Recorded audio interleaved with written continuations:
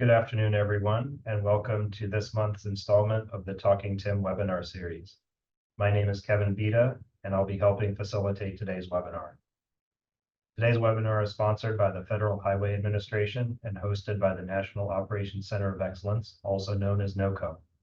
As a quick reminder, NOCoE offers a variety of resources to support the transportation systems management and operations community. Well, let me offer a few logistics for today's webinar.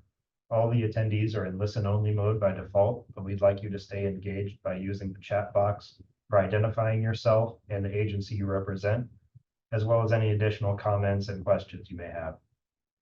We will have a Q&A session at the end of the presentations, so we encourage you to ask any questions you have during the presentations in the chat pod as they come to your mind at any time. The questions will be read out loud one at a time by the moderator, and our presenters will answer each question. That's all I have, and with that, I will hand it over to our moderator for today, Joe Tebow, to start us off.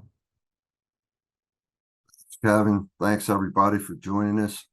Another month of Talking Tim. Every month, every fourth Wednesday of every month. So to our regular viewers and attendees, welcome, and any of our new folks, hey, thanks for joining us. I hope it becomes a regular thing with you. Before I forget, that none of this would be possible without the help from our good friends at NOCoE. So Kevin Vita and Adam Ops, thank you all so much for all you do for us. So without further ado, we're going to pop up our disclaimer for a second or two here. Although you may see some products, throughout the presentation. We're not promoting any one particular thing. It just happens to be what folks are using. So that's our disclaimer. Here's the agenda for our webinar. I'll give you some updates from our end, Federal Highway. And then we have a really great guest speaker with us, Lieutenant Brad Perkins from Arkansas Highway Patrol. He's going to talk to us about their TIM track. Very interesting conversation, and stepping beyond the box, if you would, and reaching out to the young drivers. So he's got some great stuff going on. Our good friend and my partner, Jim Austrich, is going to talk about the responder training refresh. And then after that, we're going to open it up and have some Q&A, and then pop a question out there for you towards the end and get your feedback on that. So without further ado there, TIM responder training and line of duty death update. There's a new resource, roll call crash form training. We'll talk about that. EDC 7, right? We've got the EDC 7 states are underway. We'll talk about that for a second or two, and then our next Talking Tim. We've got some great stuff coming up. The research and practices in emergency scene lighting, emergency vehicle lighting, to zero in on that. And the updates to the the MUC and the MUTCD that just rolled out also. So the training progress for the National TIM Training Program, we're only 7,000 away from the 700,000 mark. Keep doing the training, keep promoting it every opportunity you get. The train-to-trainer sessions, very popular, right? We're getting lots of requests. 579 sessions and 14,800 trainers trained. The in-person responder training, to 22,000 sessions, over 500,000 participants. And the web-based training, 173,229, and 106 with NHI and 16,003 from others, and ERSI comes in at 50,275. So 692,000 trained. Keep pushing it. Keep training it. We know that's the foundation, the safety when we're out there when the roadway is working. Our crash fatalities, the story here, a very sad story here. You look at our history back to 2019 and those stats, and ending 2023 with 45. So far this year, to the best of my knowledge, there have been 3 unfortunate events, And just the last 3 years alone, and counting the 3 from this year, that's about 4 responders a month that are dying, on a 3-year average, and that's just totally unacceptable. And the story that's really untold are the number of folks and apparatus that are being struck out there, folks that are being hit. It's not fatal, could be life-changing, career-ending. Those numbers, we're working to get a better handle on that and get a better picture of the actual effects on communities and fellow responders when there's an event like this. So we're on our way in 2024, and I hope to end the year at 3 where we are right now. Let's keep a good thought. So as I talked to you about that MOC forum, the roll call crash forum training coming out, great time of year. That the MOC will roll back out again, and there are some data fields. I know not all of you are law enforcement here, which is who this is primarily for, but we all have a skin in the game, so to speak, because it provides critical data for TIM actions and the events. So to be able to track the effectiveness and to be able to in some of those data fields better specified that rather than pedestrian struck, which would happen to be a first responder, it should allow for you to designate that it was indeed a first responder, not just a pedestrian citizen walking the roadway. So with the all the fields that are added, there was struggling with adding a field for incident clearance times. Way too many factors involved with that, so that particular field won't be there. But the rest of that data should certainly help the picture develop for us in a better way, a more accurate way. And there's a web address there that by the end of today, I suspect there is a really great video that'll be there. Thanks to our folks at NOCoE. That's who's hosting this video, and you can find out more about it there. Feel free to view that afterwards, and yeah, lots of great things that'll help us with the previous slide that I was talking about with the unknown numbers. This is data, and that's what builds your business case to move forward. So EDC 7 is in full swing. Next Gen TIM, technologies for saving lives. We have our 6 innovations, and we're 29 states completed their kickoff calls with this, and there's some great participation, a lot of advancement, advanced warning technologies, the debris removal systems. Those two are high hitters in selection by the states as one of their technologies.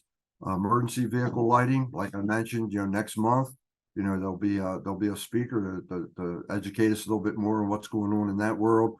Emergency vehicle traffic signal preemption, another one we're finding, more and more agencies are out there using it and relying on it and getting good results from it. And of course, we have unmanned aerial systems, UAS, but it's a carryover, if you would, from EDC 6 because of its popularity. And we know it's widely used in many different fields. However, for TIM, not so much, but that's improving. So, we have that as one of the technologies that we're advancing, and a lot of folks are heavily involved with that. And then we have the technologies for EMS, for post-crash care. And, those we're actually going to have a leadership meeting in late March to bring leadership from across the country and to talk about the exposures and hazards and risks to EMS personnel while they're out there working these crashes. 29 states, as I mentioned. You can see the check marks of those who we had kickoffs with. Heavy hitters, big players. a lot of great experience and resources across the country. And yeah, we're excited about it, and we're learning from it. And you know, when all said and done, if you're a participating state, you know, and you need some of the resources that we can offer in EDC 7, feel free to ring us up, because that's what we're here for. We're here to help you accomplish your goals. So a lot of great things going on nationwide. Let's talk about Crash Responder Safety Week. I mean, it's certainly, this is the time of year, right? Now's the time to start gearing up for November 18th to the 22nd. You know, a request here, you know, Jim Austrich and crew, they, you know, do an outstanding job every year, but rely heavily upon, you know, the states and states participation. And one of the huge things, you know, that come out of the states are proclamations for Crash Responder Safety Week. So, you know, if you'd like to get one going for your state, now's the time, right? Where everyone will acknowledge that to get a proclamation done, you got to start early. So you can share if you have a story to tell, and how you did your last Crash Responder Safety Week. Hey, use the QR code there, or the bit.ly address, and feel free to share it with others, so that we can make it a really successful week and a great event to help save lives of our responders. So we have two great speakers with us today. Lieutenant Brad Perkins, who I mentioned earlier, who's the Assistant District Commander, Arkansas Highway Police, and also my partner and great guy, Jim Austrich, FHWA Operations Office, the TIM program here, who are going to give us some presentations. I'm going to bring up Lieutenant Perkins first, and in order to do that, I have to stop sharing my screen and allow the good lieutenant to share his. Welcome, Lieutenant. Thanks for joining us. Well, hello. I'm glad to be a part of it. And let me see, you able to see my screen now? I do. Okay. All right. Well, first of all, I was introduced into the traffic incident management program back in 2014 by Joe Heflin with the Federal Highway Administration. And he introduced this program to the Highway Police and Arkansas Department of Transportation, also known as RDOT. And it took a little while for us to kind of get on board with everything with it, but about 2015, we had our first train the trainer program. That's when I got trained for it, started the program. 2016, we kind of organized a little bit better and got a traffic incident management working committee organized with key players around the state, with the Highway Police, Arkansas State Police, Department of Health, Record Services, and what have you. And then we formed the Traffic Incident Management Executive Committee, that we would meet with them at least once a year to bring everybody up to speed on where we're at with the TIM training program. And in 2017, at the executive committee meeting, Chief Ron Burks, which was the chief of the Highway Police at that time, asked me directly what we could possibly do to improve our traffic incident management training program. And I've always been told that if you ever asked a question like that, especially in government, that ask for something really, really big and maybe you'll get a small part of it. So I said, well, one thing that we could do to improve it would, if we had a traffic incident management training facility that's similar to the one that they have in Tennessee, that we could bring all of our entities together and do some joint training with. And then they asked a few questions between the Chief Ron Burks and at that time Colonel Bill Bryant with Arkansas State Police. They kind of asked more questions in detail about what they did at these training facilities, and I explained what they did. So that kind of rocked on for a couple of years, or about a year. And we started discussing a little bit more about what these other training facilities had. And to make a long story short, it rolled around in the Arkansas State Police, which is a separate division from the Highway Police. Arkansas State Police, they do enforcement for traffic enforcement, crash reports, criminal investigation, and those things. Where the Highway Police, we're a division of the Arkansas Highway Department. And our primary job is regulating the commercial motor vehicle enforcement and permits, size and weight. And we also do our traffic enforcement and protection in our work zones. So anyway, we jointly got together, and in May of 2022, RDOT, the Highway Police, and the State Police, we joined together in building this wonderful facility that now we have a advanced training traffic incident management training facility that I'm thrilled to share with everybody. So as you can see, the picture that you have in front of you, that is the classroom. And also that's where my office is, and we have administration offices. But it's about 11,000 square foot facility. And if I can get the screen to advance, here we have the classroom. The main classroom, it'll hold up to about 150 students. It can be broken up into 3 separate classrooms, or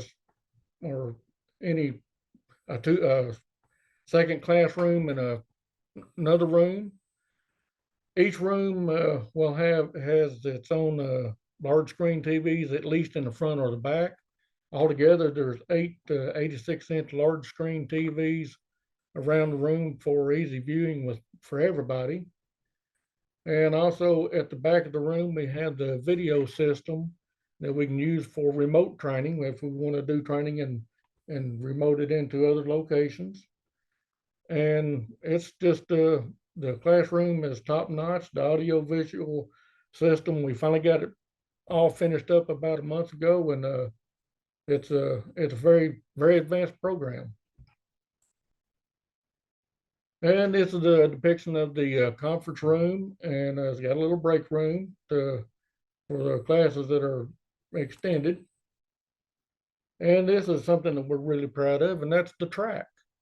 We have 2.5 miles of paved roadway. This is a large overview where you can see it's got many curves and intersections. It's got one section of it that is similar to an interstate. I'll show you that in just a minute. But all the curves and the hills, you can't see from this elevation, but it was designed where you had obscured intersections and turns and what have you. So it's not just perfectly flat. It gives you every type of scenario you could possibly ask for. The part I was talking about, the interstate, we have a 1/2 mile section that is built to the specifications of an interstate or a 5-lane roadway, whichever scenario setup that you want to use it for. It's state of the art as far as the track goes. Some of the recent training that we've done, we held a proper lane closure back in December to show and work with our record services and some of our fire departments and how to set up a proper lane closure and how to do it in a safe manner. After the classroom portion, we took them out onto the track and let them actually set up a proper lane closure, to get the experience of it. And doing that on something that is exactly like an interstate that's premier in learning. Some other things that we're using it for is realistic traffic stops. We can do traffic stops on interstate scenarios, urban areas, rural areas. The roadways the scenarios are up whatever your imagination could be. Another thing that we've used the track for is year before last, RDOT came out and we filmed 3 commercials to promote the slow down, phone down campaign that we have to get people to slow down and put their phone downs in our work zones. And the production came out and set it up on the track, and it had made it look like they were in a work zone out in the real world. Week before last, they came back out and we set up and we filmed some more commercials to promote the slow down, phone down campaign. Another thing we're doing is kind of go along with the advanced training is our debris removal tools. RDOT has recently purchased, I think we're up to 13 of the lane blades, as you see in the pictures here. And we're going to bring them up to the track, the ones that's going to be operating them, and let them actually use and learn how to use them at up to full speed, learn how to set up a safe shadow vehicle. And that's a lot better than trying to learn how to use a debris removal tool in a parking lot or actually out on the road. We do a lot of some push bumper training with the highway police, especially because of our work zones. And we're bringing our highway police and others that are interested in learning how to utilize the push bumpers. We're bringing them out to do some training with that as well, teaching them some methods, even possibly of pushing large commercial vehicles with them. And we're bringing some out to learn how to safely protect the queue whenever we have queues developing, either from work zones or from collisions, and teaching them how the difference between facing the traffic or going with the traffic, and letting them get used to working a queue in a safe environment. One of the things we've got in our future plan is proposed to install about 400 feet of cable barrier, and whenever the funding becomes available, so that we can bring responders in and teach them how to properly manipulate the cable barriers without using the sawzall and what have you, and destroying the cables, which inevitably ends up with a responder, RDOT, going out to fix the cables. And it minimizes our exposure as well by teaching them how to use the cable barriers properly. And back in December, we finally got to hold our Traffic Incident Management Working Committee meeting out here for the first time. And it worked out well. I think it was a unanimous decision by all committee members that we plan to hold all of our working committee meetings out here at the training facility, I guess, from here on out, if it works out. So that's what I have on the our training facility. And like I say, it's kind of new to us of having something of this capacity to train, using real life scenarios and setting up. And I'll be reaching out to others that have advanced training facilities to see what they're doing, and maybe we can work together and get some ideas for some great training at our facility. So that's what I have for the training track. Another thing that I've got going on is the distracted driving program that I'm going around and presenting to our high school and our young drivers, to teach them the dangers of our texting and driving. A couple of years ago, one of the managers of a local record service came to me and said that he was asked by one of the local schools, if there was a program like this. And I said, not any that I'm aware of. And he asked me if I'd be interested in doing this. So that being a passion of mine, I said, yeah, I'd love to put on a presentation to show the dangers. So after I said that, I got to thinking, okay, what is the way that you're going to get a message across to young drivers about texting and driving without just throwing out a bunch of statistics and saying it's a bad thing to do. So I got to thinking, well, one way is you got to get their attention.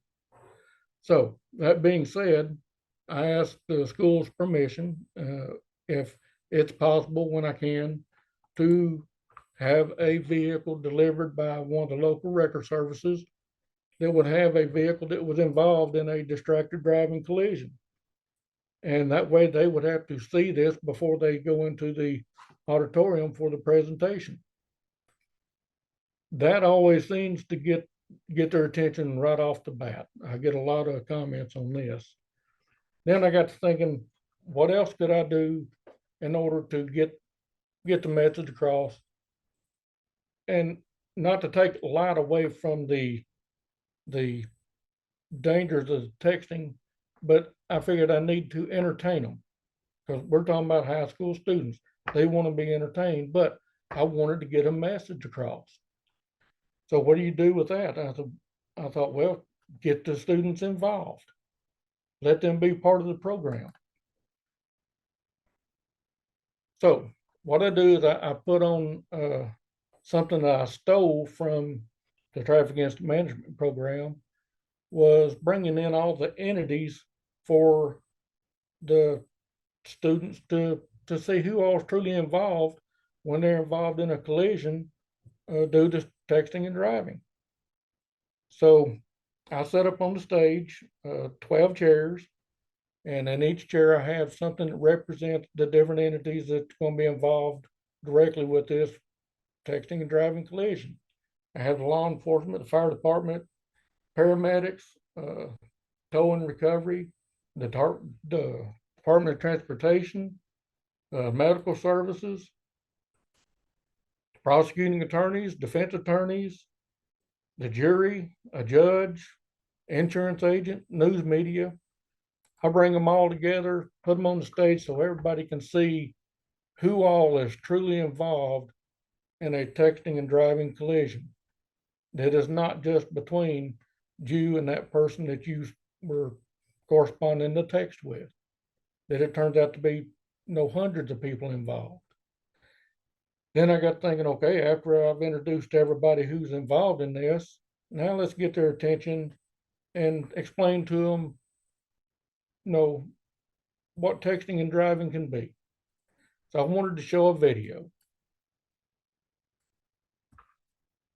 And some of y'all may have seen the video of the basketball players passing the basketball. I showed the video and I let them count the basketball passes. And while they're doing that, I'm kind of timing to see how many of the students, how long it's taking them to do this.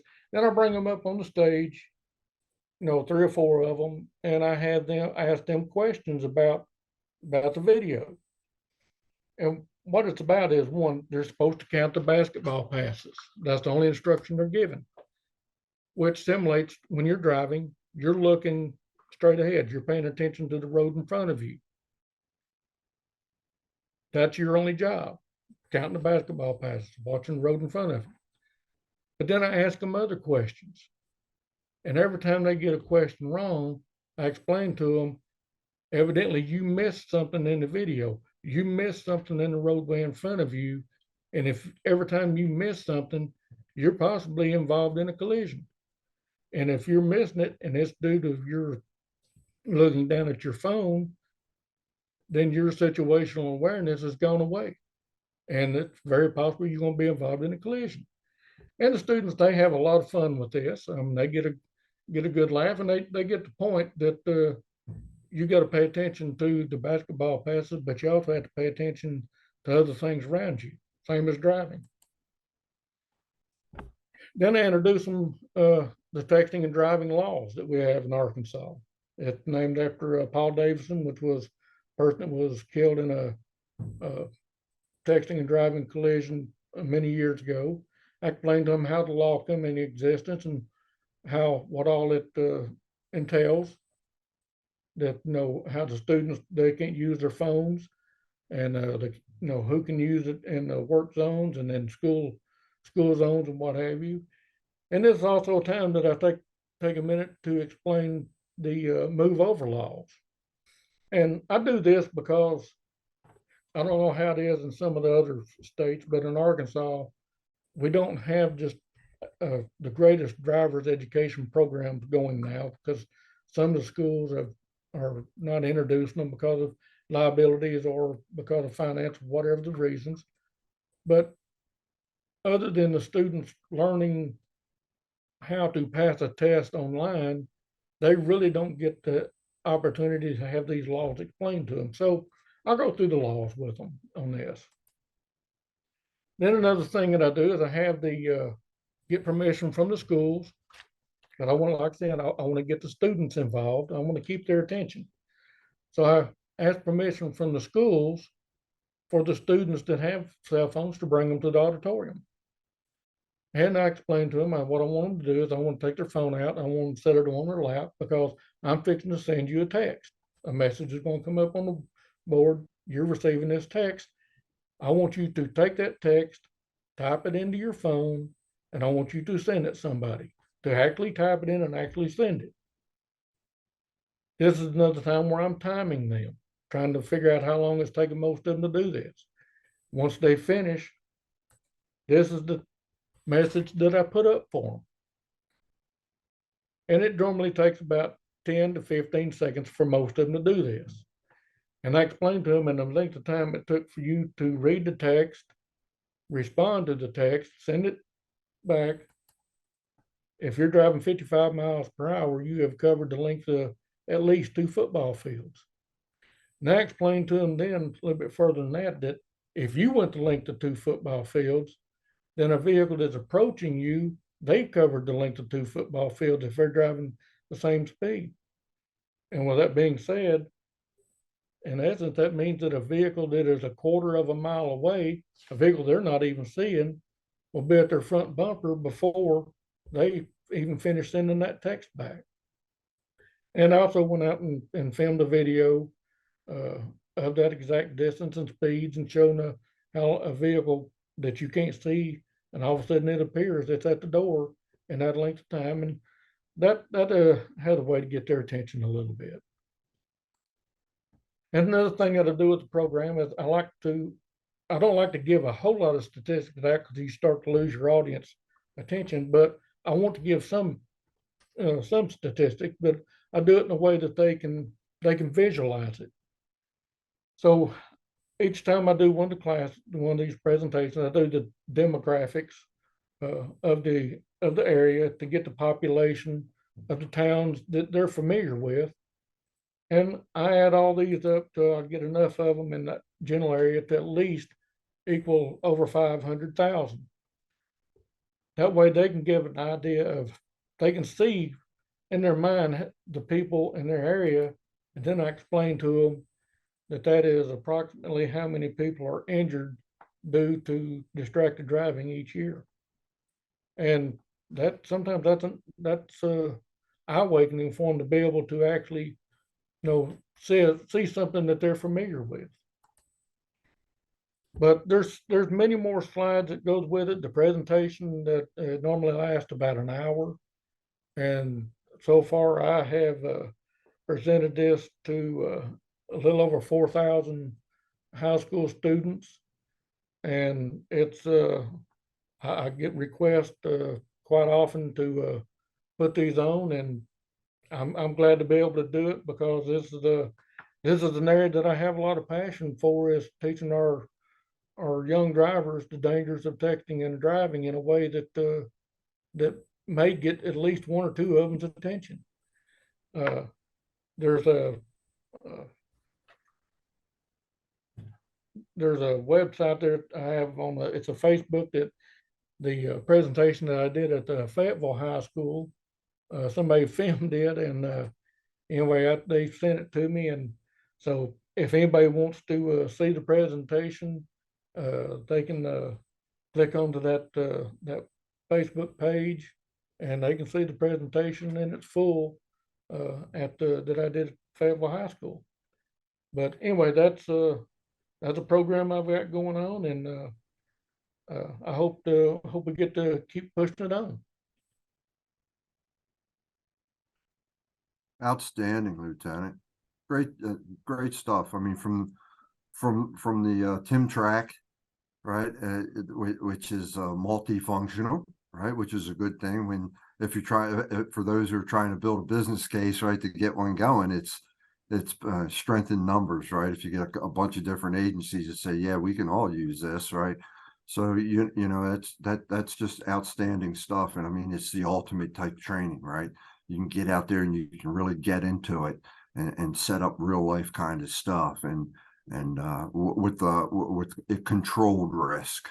Yeah, so that's outstanding. And the grassroots efforts for the younger drivers, you know, that you can't emphasize that enough, right? And we can get them out there and get them educated before they get behind the wheel, and get them to understand at least, you know, the rock solid effort to have them understand, you know, the hazards associated out there and the risk they pose, and not just to themselves, but to other drivers and to construction workers and first responders. So, yeah, I mean, it's all great stuff. And thank you so much for those efforts. And you mentioned it's your passion, and that's for sure. You know, we can see that because I know you most likely spend many hours off the clock putting stuff together and arranging different meetings and on, you know, that's the passion right there. So, you know, hats off to you. Thank you so much, right, for the presentation. And if you don't mind, hang around for a little bit and we'll have some questions. I'm sure there are already some popping up in the chat pod too. So yeah, and so thanks. I'll move on at this time and bring on my partner Jim Austrich and along with Katie Belmore that are going to talk about the Traffic Incident Manager Leadership Technology Training Symposium, the NFA event that we had, and all the great things that happened there. So Katie, you got it? Or does Jim have it? Jim, I'm hoping Jim will jump in here. There Hey, he is. there he is. There he is. Welcome aboard. All right, thanks. Carry on.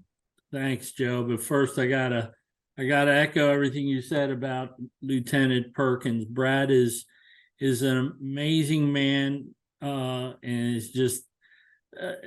I'm so proud of him. He should be proud of himself. We should all be proud of him. He's trailblazing, and it's just you just can't say enough of the great things that he's doing and he shared, and I'm sure will continue to do. So thank you again. And just as a reminder to everyone, if you haven't signed in, I think we have, we have 118 folks, very, very good attendance today. Please sign in with who you are and what agency you're with. Thank you. So could not do this without our partner, Catherine Belmore, the great Catherine Belmore with the consulting firm HNTB. For those of you that don't know, Katie has been with our program for over, actually, 11, 12 years. Mm-hmm. And we couldn't do it without it. Joe, Paul, and myself and our team rely heavily on Katie for all things regarding the National Traffic Incident Management Training and a lot of other activities and work in research and otherwise. So I've got to, yes, indeed, John, Katie is a champion and is always willing to help everyone too. So anyway, thanks for signing in. If you haven't, please do. So we're going to give you a brief update here of some of our findings, I guess, or outcomes from the recent October 20th through the 22nd symposium at the National Fire Academy National Emergency Training Center in Emmitsburg, Maryland. So here are some of the key items, if you will, or topics. The attendance again for our this was our sixth event at the National Fire Academy since 2014, and 41 states. That's a big deal. 41 states represented. 100, actually a little bit more than 100 were in attendance, and we spent a day and a half there. And some of you on this webinar today were fortunate enough to be able to, join us and have these discussions. To the left here, that you see, I won't read them all to you. You've already heard Joe mention some of these in the initial federal highway update. Katie, do you want to add anything to this? No, I think that's good. Okay, next slide. So again, feedback, lessons, follow-ups. You don't know what you don't know. The way we did the symposium, and this was two times in a row now, where we didn't have breakout rooms. We kept everybody in what they call, in one of their auditoriums in the main building where they had their classrooms, and it's stadium type seating, and I believe that auditorium had the capacity to cover or to hold over 200 folks. But anyway, our team, our guests there, were very active and engaged. That was one of the requirements. We wanted everybody to speak up and share their thoughts and ideas, concerns, challenges, whatever was on their mind. Obviously, we did have a formal agenda that you saw earlier in the topics slide a minute ago. But one of the things in that first bullet, participants voicing the need for TIM materials repository, is a very, very good suggestion. And I will say that thanks to the National Operations Center of Excellence, there is already a lot of our materials that are out there available to you if you did not know this. The National Operations Center of Excellence has a tab, or if you will, on their site where there is a lot of our the TIM materials. Obviously, they archive our webinars and a lot of TIM related resources. The other one is our website, Federal Highways website, and I don't know if Adam, you or Katie can grab that link and put it in the chat pod along with yours again if you haven't already, please. And the second bullet here, Robert Wright, who's become a great friend from the American Association of State Highway Transportation Officials, just in case you're not familiar with AASHTO.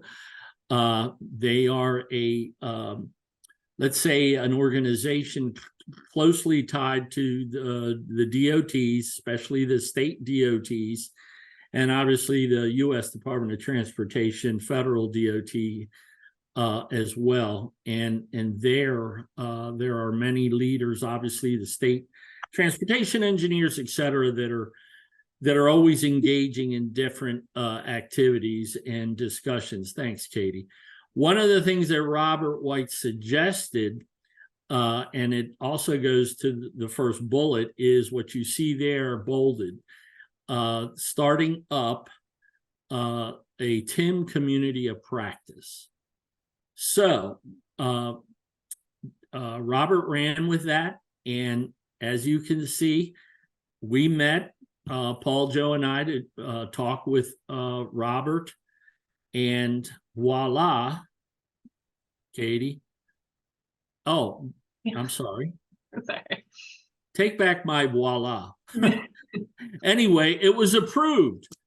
The TIM Community of Practice was approved, and there's more to come on that, obviously, but this is going to be a vehicle that we're going to take advantage of. For obvious reasons, like I said, the state DOTs in particular, interfacing and collaborating with AASHTO, many different committees there, and between Joe, Paul, and myself and others, and I'm sure Katie and Vishali and others, Grady Carrick, who's on here today, part of our contractor teams, will be able to collaborate as this TIM Community of Practice moves forward. It's basically going to be a committee, but it's being tied to AASHTO. And as I said, the state DOTs, every single one of them being members of AASHTO, gives us a lot more reach and a lot more potential as far as collaborating and expanding traffic incident management initiatives and all things TIM. Katie, any? Okay. Do you want me to continue, or do you want to jump in? You can do this one. I can do the next ones if you want. That sounds good. So obviously, as it states right there, critical to a successful program is the relationship building. We've all heard it. We've all said it. You know, TIM is all about relationships. And a lot of those relationships that you forge with your stakeholders in your state are lifetime relationships. I can testify that the years that I've worked in the National Capital Region of Maryland, DC, Virginia, it's a huge network of professionals in all the TIM disciplines that I can reach out to at any time and talk and just share resources and ideas. So there continues to be outreach to us, communications to us about the need for additional trainers.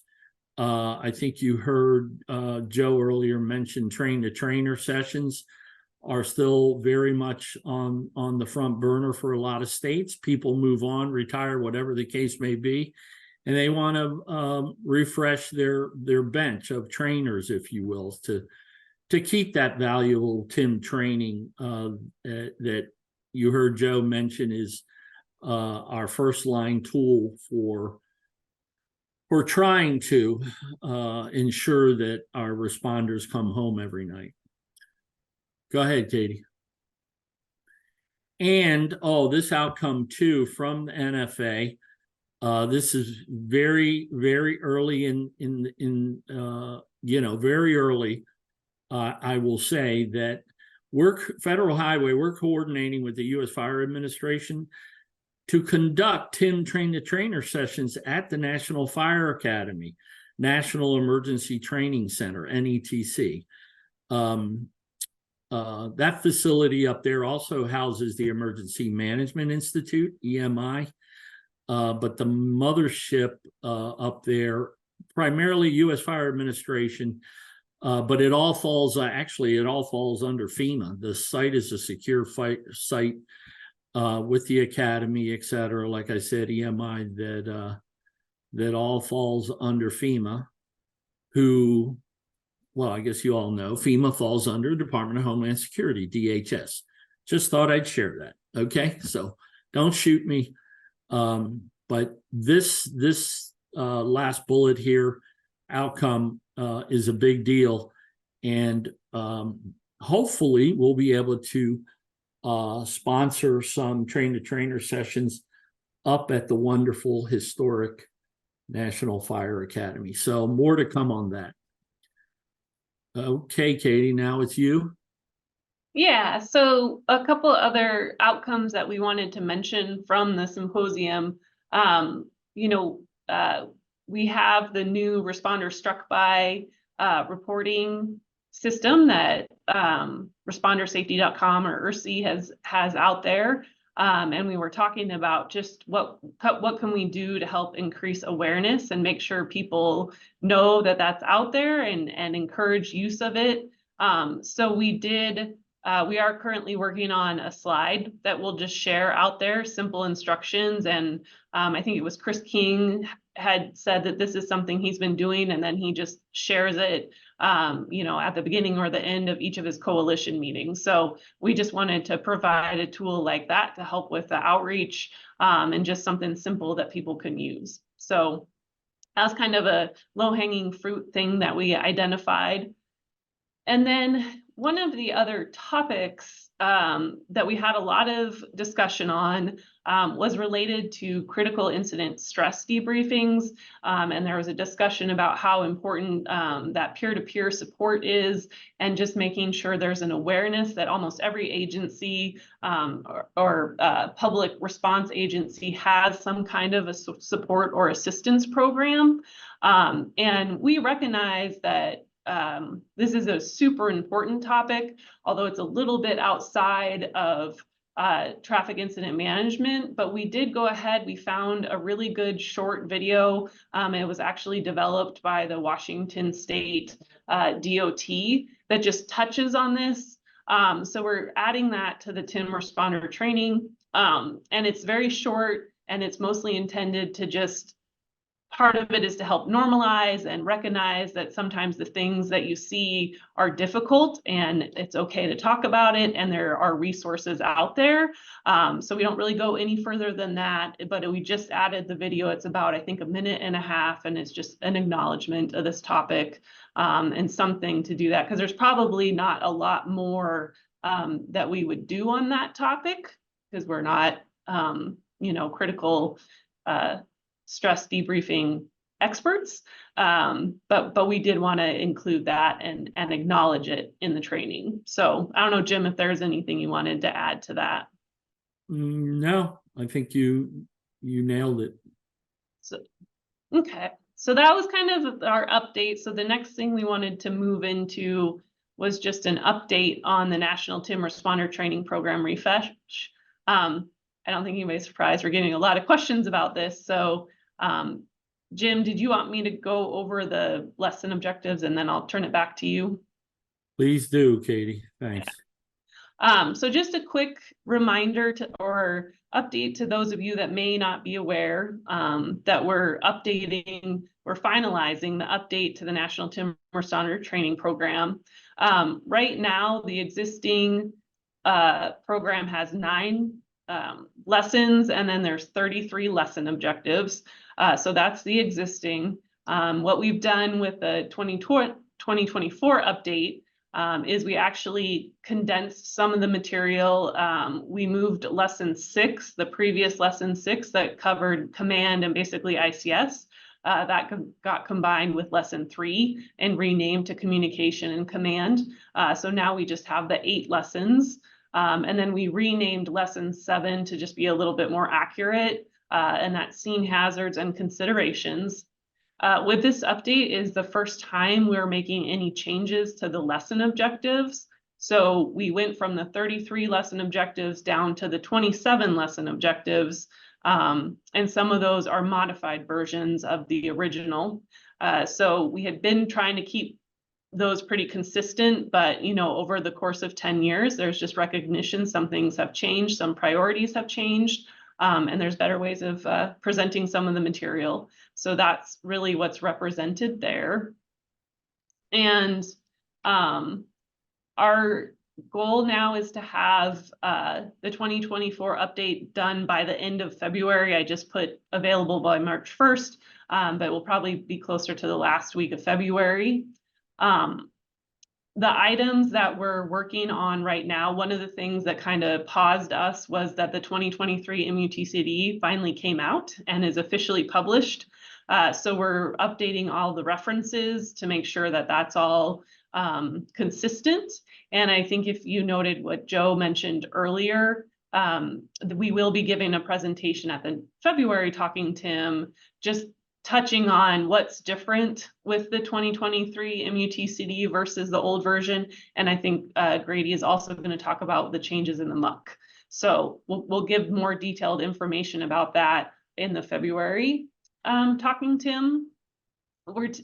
Since we went to the end of 2023, we're just making sure all the statistics are as current as possible, recognizing we'll still hear things from people like, well, these numbers are old. You know, final numbers for total crashes is usually about 2 years behind. So I think 2022 will probably be the best we can do, but we'll make sure everything is as current as possible.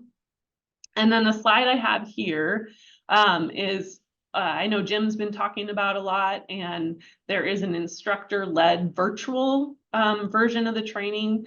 And we basically combined that for the train the trainer. So all of the information, whether you're going to present the class in person, we'll have an in-person version of the responder training. And then we'll also have a instructor-led or a virtual version. And the difference is really just, like you can see here, is throughout we've identified ways where you can interact with the students and make sure that, you know, it's hard when you're doing something online for 4 hours to ensure that you're maintaining the attention of your audience.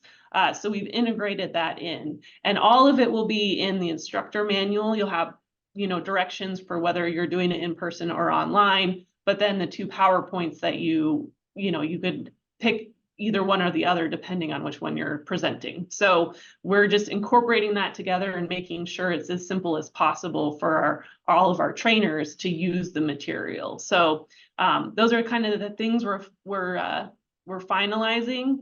We'll get it out there. There'll be a huge, you know, announcement when it's all up on the Tim training site. And then we'll, you know, start assisting the states as how they want us to, doing the outreach to the trainers themselves. So with that, Jim, I'll let you chime in if there's anything I missed and talk a little bit about NFPA. Yeah, and I accidentally gave you the note down below is actually 1091. The pre-qualifications for firefighters and temporary traffic control. NFPA 1091 is what's being reopened. Gotcha.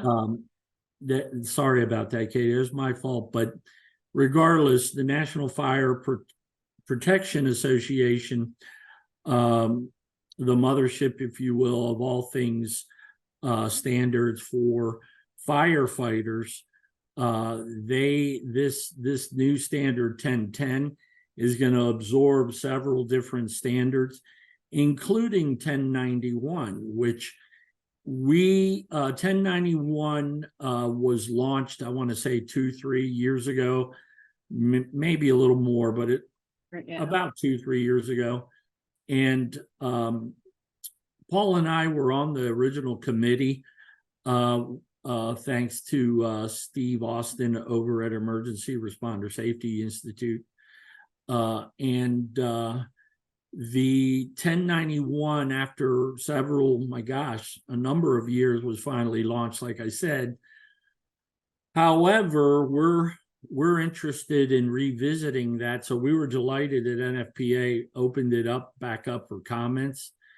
And so our team is reviewing NFPA 1091 again and comparing it to our eight lessons of the refresh, just to make sure we're comfortable that it's tracking pretty close, if not very close,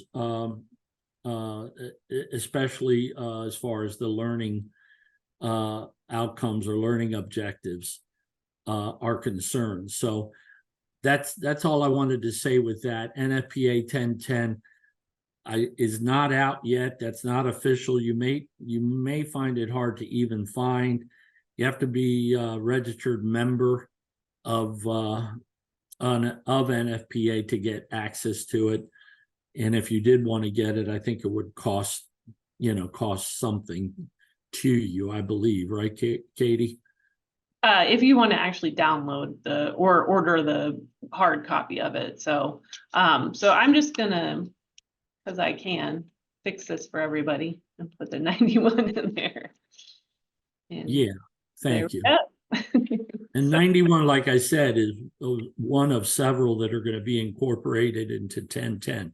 And why is this so important, you might ask? Well, it's important to us for sure at FHWA, but it should be to all of us, because in a way, as long as it's pretty close to, like I said, our learning objectives for the national training program, it represents a big milestone or a big deal,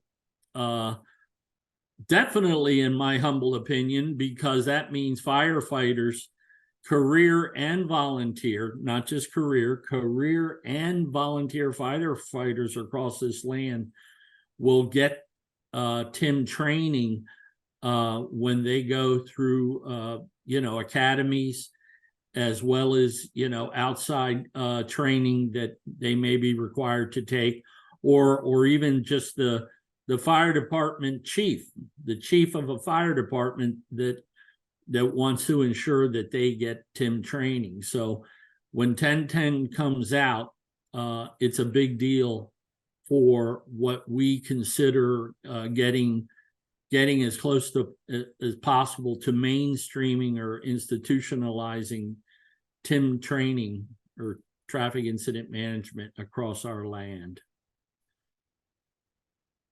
Next slide, Katie. All right. Oh, yes. So goody. Go ahead, Katie. You do a better job on these. These are all new materials, products. Yeah, so once the new materials are out, we probably need about a month and a half, and we will get all of the supplemental materials out. So those are the 5 tech lessons. One's on TMCs, one's on CAD integration. We have one on TIM data that also covers crowdsourcing. We have one on UAS, and then one that's super high level, intended for responders. Just what does it mean when we start seeing connected vehicles and automated vehicles? It kind of makes it clear that those are two different things. Sometimes you see them combined together, but they are two different types of technology or two different types of vehicles. So we have that one. And then the final one is a focus lesson. It focuses on rural TIM. So the first 5, the tech lessons, are each about a half an hour. And then the focus lesson on rural TIM is closer to an hour. So we'll have those supplemental materials available also on the website.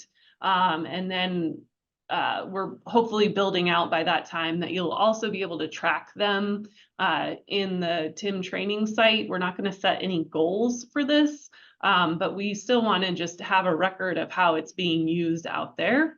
And then the next big thing that we've already started working on is a 1-hour refresher course. We recognize, we've been doing this for over 10 years now, and there are people that have not been trained since 10 years ago. And we know it's difficult for people to recommit to another 4 hours.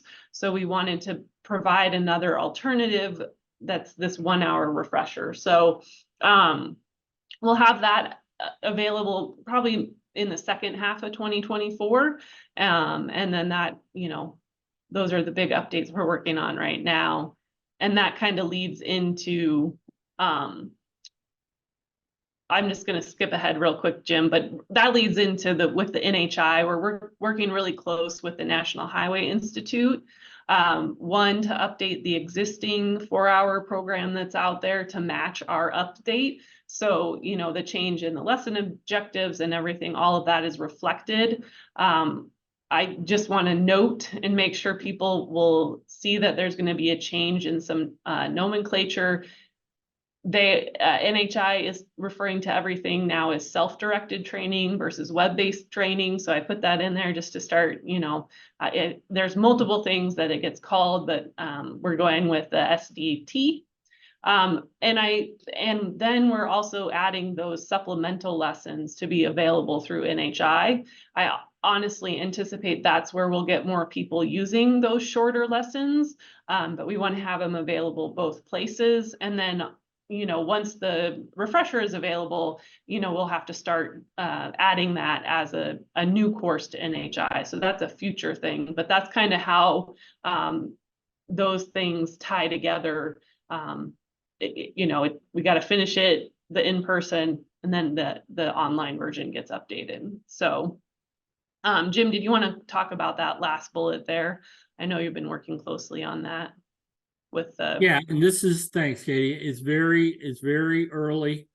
But when we discussed briefly this in particular, an official, I received an inquiry from an official in Alaska, of all places, but he is a trailblazer himself, and he basically asked me point blank if there was a way. He works out of the commissioner's office in Alaska for emergency management and transportation infrastructure, but he was asking me, what are the chances of getting the curriculum, the now referred to, as Katie mentioned above there, training, self-directed training.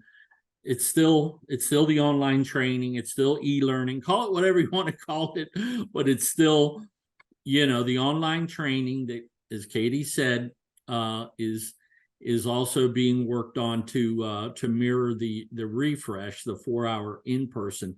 But basically, the gentleman asked me if it was possible to get that curriculum from NHI to so that they could use it at their public safety academies in Alaska.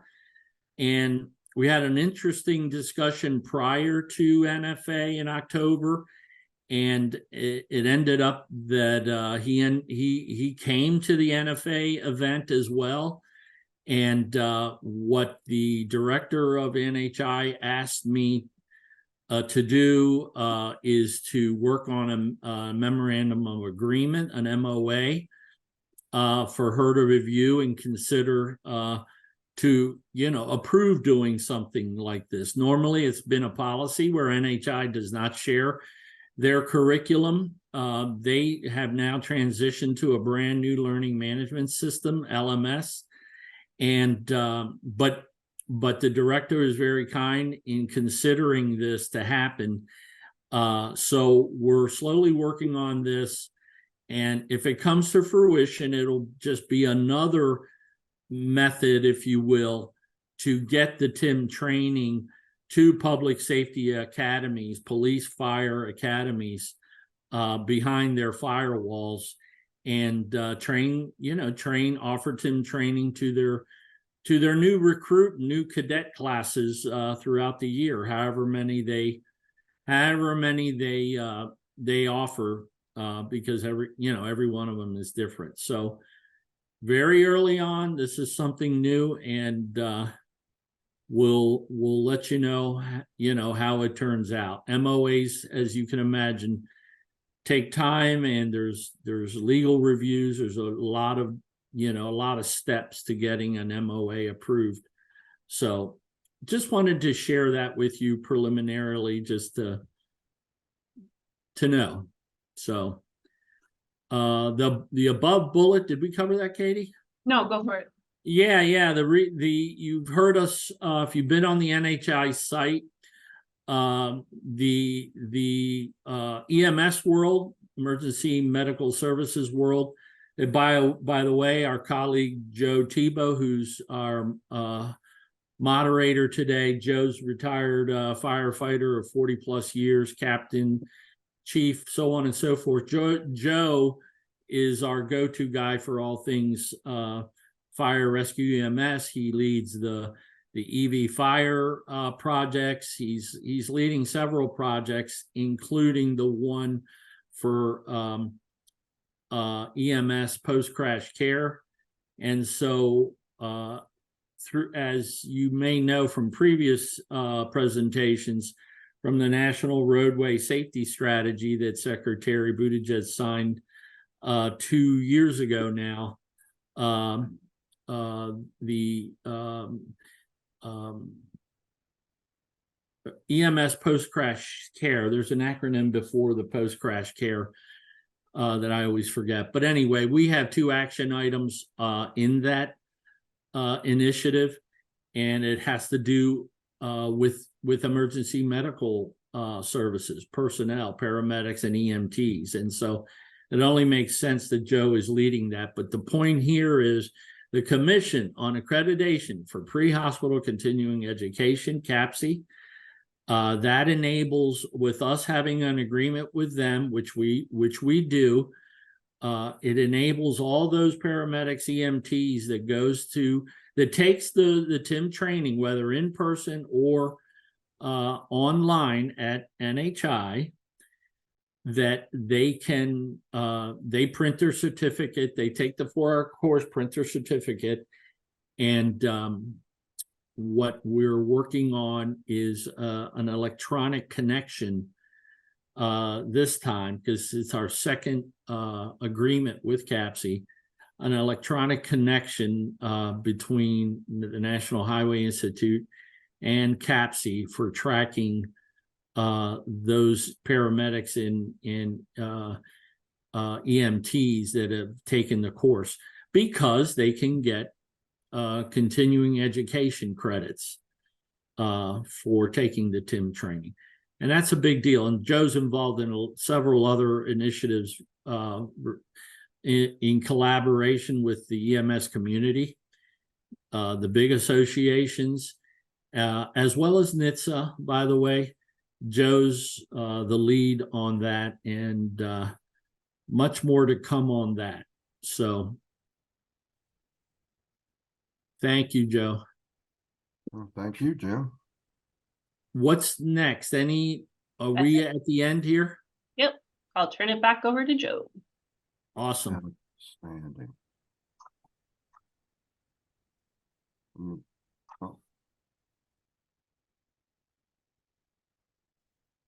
Let me reshare here just for a second.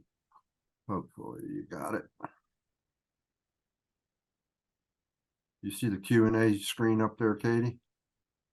I sure do. Yep. There you go. Yep. And that's where we are, ladies and gentlemen. Yeah, thanks, Lieutenant Perkins. A great presentation. For those who may not have caught it, in the chat, the lieutenant put the link for his distracted driving presentation there. So jump into the chat there and grab that link. Jim, Katie, great job. As y'all can see, there's a lot going on. So there are a couple, I did see a couple of questions in the chat, but if you have one just popped into your head, just, like raise your hand, hit the little raise my hand button, and we'll address the questions as they pop up here. Katie, are you folks monitoring them? For some reason, while I'm in this share screen, I can't see them. Yeah, can I just jump in real quick? One question that came through from our dear friend in Louisiana, retired Lieutenant Robert Mills. Greetings, sir. He asked the question for EMS, whether the 4-hour training is mandatory course for CEU or extra course credit. And the answer is no, it's not mandatory, Lieutenant. It's just gives them, EMS personnel, the opportunity to claim it for CEUs, but it's not mandatory. No, it's just mandatory. I think Georgia, right, is the main state that has made it mandatory for EMS. So from what we understand, yeah, that's the only state, Lieutenant. So it's just a bonus for them. I'll just say, let me just add, it's a bonus when a discipline like EMS, who are licensed, right? They're licensed. Paramedics, EMTs are licensed, so they have to relicense every so often. I don't know if it's every year, every 2 years. It depends. I guess Joe would know better than I, but they can definitely use the 4-hour course towards their relicensing. Correct, Joe? Correct. That is correct. When is 1010 coming out? Cannot tell you. I don't think. Yeah, we're talking with the actually we're talking to NFPA through the International Association of Fire Chiefs, IAFC. So as soon as we know, we'll let you know. Thanks for the question, John. Well, and I think the other question from that Mike just put in there as whether or not, I am not aware if the TIM program is being taught as part of the federal law enforcement certification program. I don't know that it is, Jim, but Which one, Katie? that was one from Mike Jungbluth up in Wisconsin. His question was, is it being taught in the federal law enforcement certification program? I'm sorry, I'm a little foggy today. Is what being taught? No, so the TIM class integrated into their training? I don't believe it is. Not officially, although we do know anecdotally and otherwise that there are a decent number of academies, both on the fire side and law enforcement side, that do already offer TIM training. The problem that, and I hate to say it this way, but the concern we have is we've trained almost 700,000 professionals, right? Responders over 10 years, 700,000. And they have received a 4-hour course. Okay. So when we hear an academy or someone say, well, we're training, I ask the question, how many hours is it? They say, oh, we do 45 minutes, we do an hour and a half. Well, I'm sorry, it's not the same thing. And hence why we're actually doing a refresher too. But what we've been promoting, Paul, Joe, and I, Katie, has always been a 4-hour course.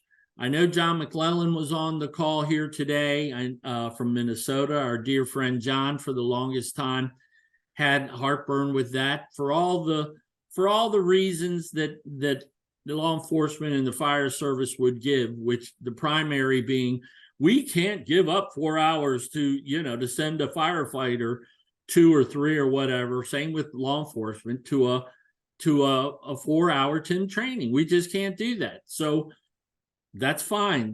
That's the way it is and was. Now I understand it's gotten a little better in Minnesota, where they're actually promoting closer to 4 hours, if not the whole 4-hour course. But if you think about it, the public safety community has already a lot that they have to absorb in terms of training at the academy level or post academy, right? Which is what's called in service, when they're already out in the field and are required to take X amount of hours of training every year.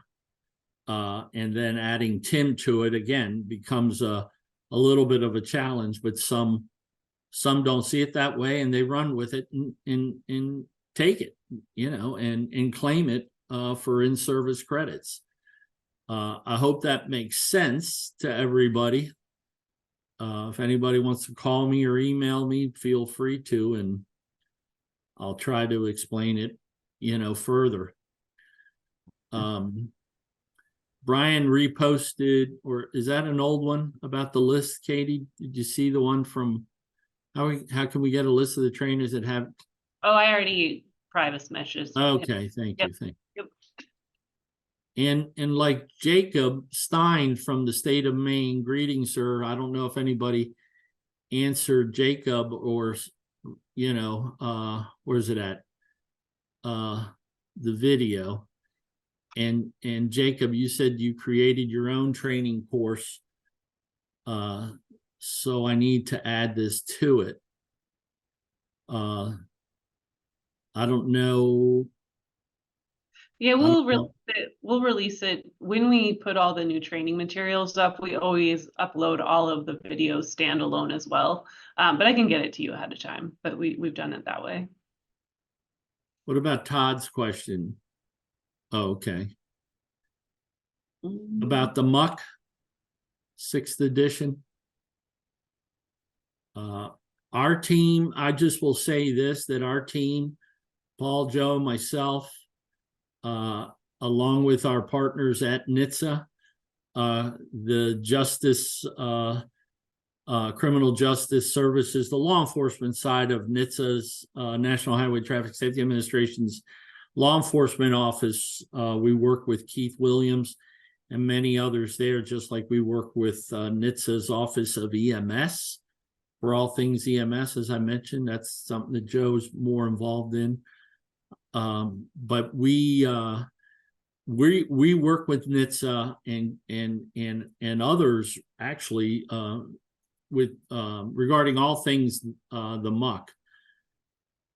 If nobody said it, what is the acronym MUC stands for? Model Minimum Uniform Crash Criteria. Model Minimum Uniform Crash Criteria. And just in case you didn't know it, we have what, 3? Grady, you're on here. We have 3, at least 2 to 4 performance measures in the muck today.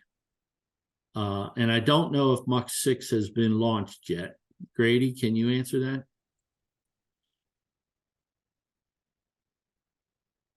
I don't know if Grady is unmuted, but maybe Kevin can unmute him.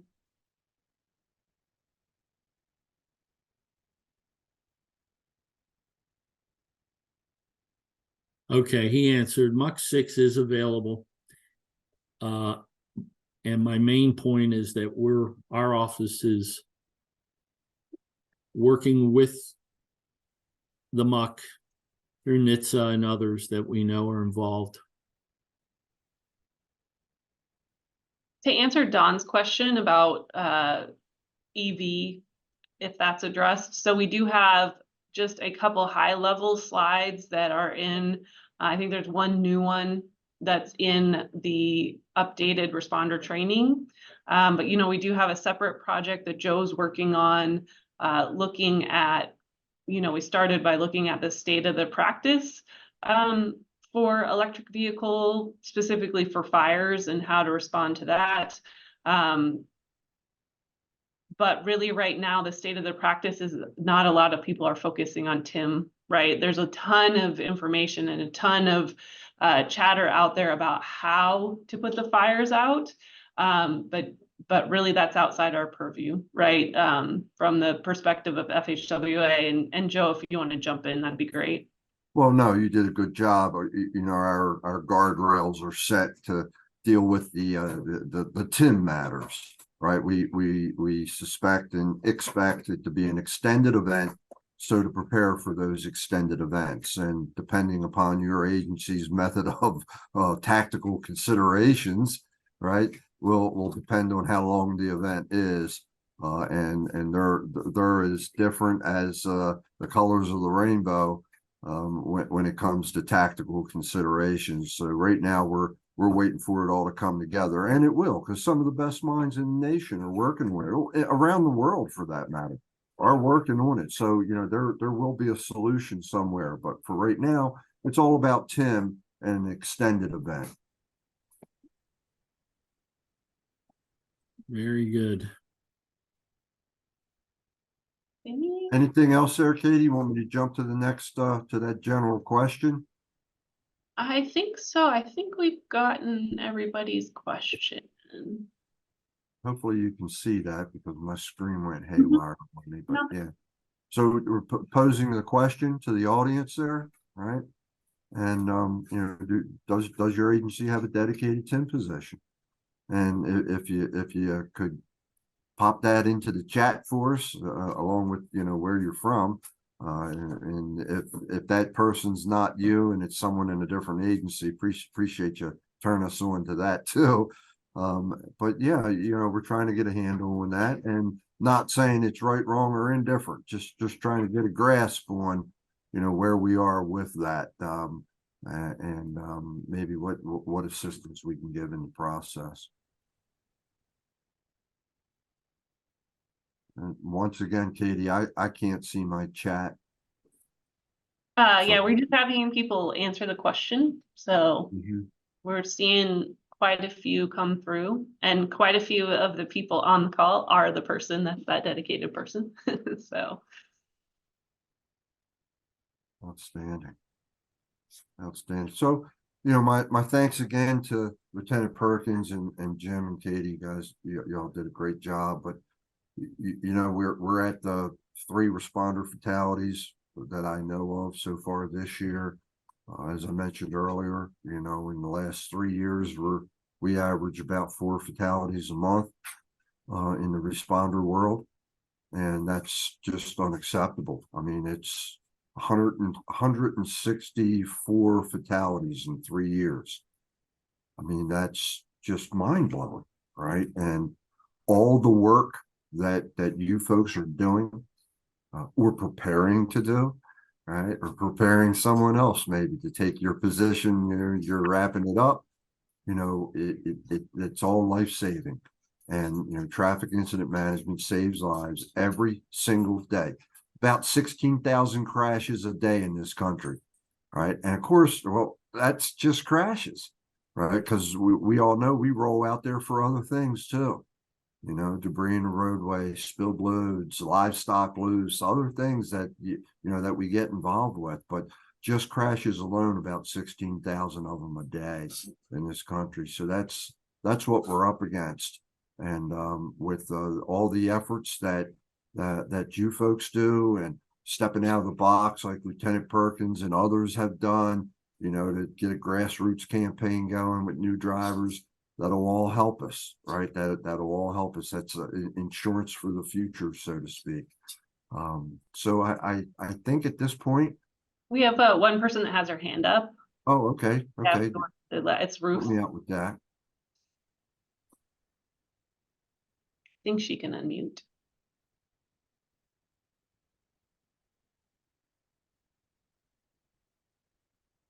Maybe while she's unmuting, I just wanted to note, Scott, I know, Scott, you were talking in there about some work you did with the federal law enforcement. So I might actually reach out to make sure we know what that is and can speak about it. So yeah, well, Ruth put her hand down. Maybe we answered her question. Okay. I appreciate it. If not, reach out to us. You know, you can always shoot us your questions or concerns via our email, and we're easy to find. And so thanks for joining us for this session of Talking Tim. Join us next month, MUTCD and emergency vehicle lighting and other topics. And if you've got something going on that you'd like to share, hey, we'd love to have you on as a presenter for Talking Tim. So, you know, ring us up for that too. And stay safe out there. Thank you again for all you do. Lieutenant Perkins, NOCoE, Jim, Katie, thank you all. Thanks for attending, and enjoy the rest of your day. Thanks much.